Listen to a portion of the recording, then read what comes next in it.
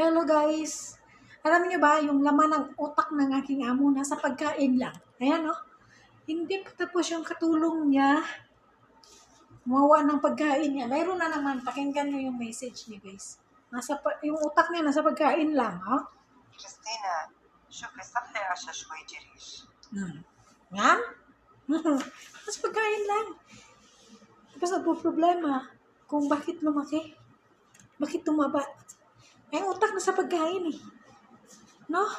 Yan talaga yung mga Arabo. Kaya kung mag-abroad kayo, be ready yung sarili ninyo. Dala na lang kayo ng pampurga.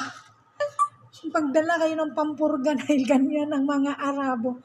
Magdala na kayo ng Simpos 5. Magdala na lang kayo ng Latigo 1,000. Kaya kung gusto nyo mag-abroad yan, advice ko sa inyo, magdala na kayo ng Latigo 1,000 yung pampurga para mapurga yung mga amo ninyo.